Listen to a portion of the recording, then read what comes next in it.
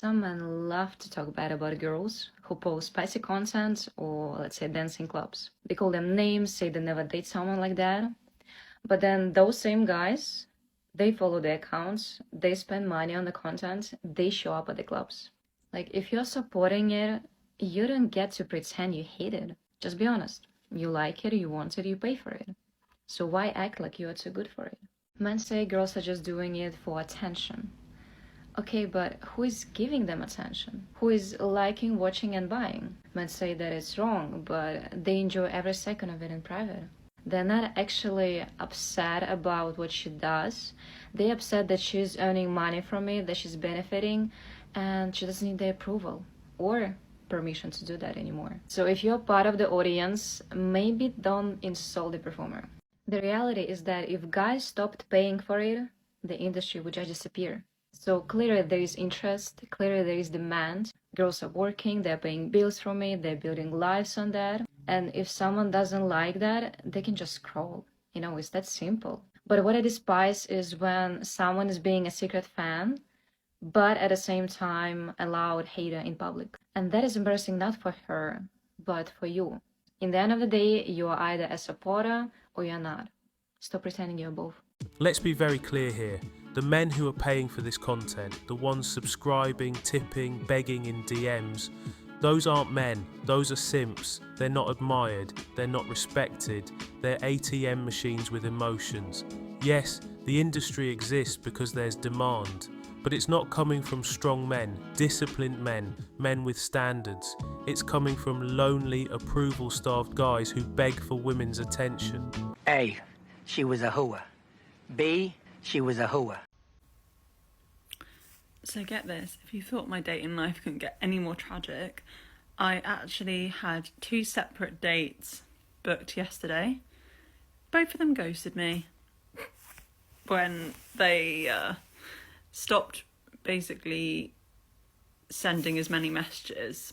So I said, I'm looking for somebody that has consistency and, wants to make a go of something. And yeah, they both ghosted me.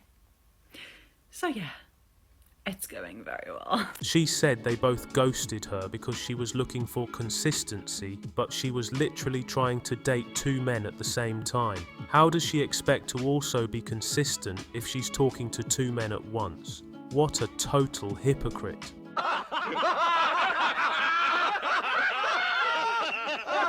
I've seen so many posts recently from women talking about how they've been dating men who aren't objectively as good looking as them and still getting ghosted. There is a narrative going around that women are only interested in the top 10% of men, and that remaining 90% of men would be fantastic boyfriends and husbands, but we're the problem and we're not interested in them. But then the stories that I've seen is that women are going for that demographic of men and they are still getting treated with no respect and getting ghosted. From my personal experience, I have dated one person who I think was objectively significantly better looking than I am, and he was an arse. The majority of people that I've dated, I think everything's kind of been pretty equal, but I have dated some people where I have earned more money than them and I've also been better looking than them, and the treatment that I've had from them has also been quite below par.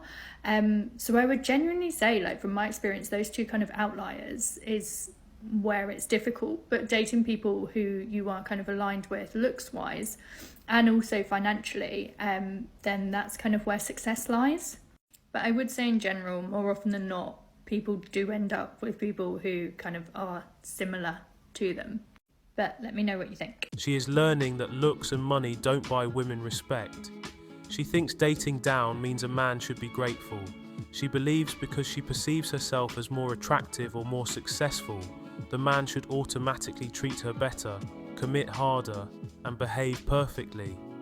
But here's the reality. She is still getting ghosted because she brings attitude, not value. Men don't commit to a woman just because she's prettier or earns more. Men commit to femininity, warmth, respect, and peace. If she consistently chooses men who don't respect her, it means she is attracted to men who don't value her. She chases excitement over stability, chaos over kindness, validation over connection. Leave her. She's lost it. They're not rejecting you because you're not good enough. It's not because you're not good enough. It's not because you're not pretty enough. It's not because you're not smart enough. It's not based on anything arbitrary. And it actually doesn't really have anything to do with them. It does have to do with is your own self-concept and the fact that you are constantly rejecting yourself in your own reality. The second that you stop rejecting yourself or seeing yourself as someone who is always rejected, the second that you will stop experiencing constant rejection in your relationships. What she's doing here is taking accountability off of behaviour and putting it into manifestation language. She's basically saying she isn't getting rejected because of how she acts, it's just her self-concept. That's ridiculous. The real reason she is getting rejected because men are tired of not receiving reciprocation for our efforts. If she's consistently being rejected, ghosted, or not taken seriously, it's not because she doesn't love herself enough. It's because her behaviour, attitude, expectations, and entitlement push men away. She wants rejection to be a mindset issue because that means nothing has to change. She doesn't have to reflect, she doesn't have to improve, she just has to believe she's the prize. But men don't respond to self-affirmations. We respond to respect, femininity, stability, and kindness. She's not being rejected because she thinks poorly of herself. She's being rejected because she offers no value, makes demands and doesn't reciprocate or appreciate men's efforts. Poor, deluded females. I just think too many men today are nonchalant. They don't want to woo women. They're like, I'm not really into the whole chasing thing. Okay, well, Andrew, are you into other men? Because no woman in her right mind is going to want to chase you. Okay, you're nearly 40 and you've been wearing the same pair of boxer shorts for 3 days straight. Text that girl before your hairline leaves the chat. Like, learn how to yearn. Grow up. Anyway, so this is the Road Pocket Blush in shade Spicy Mark.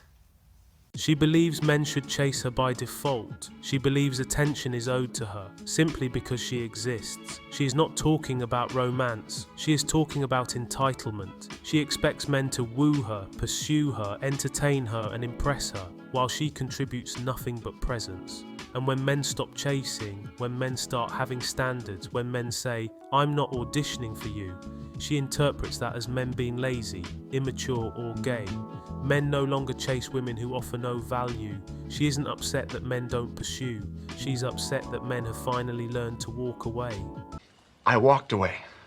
Real men of genius.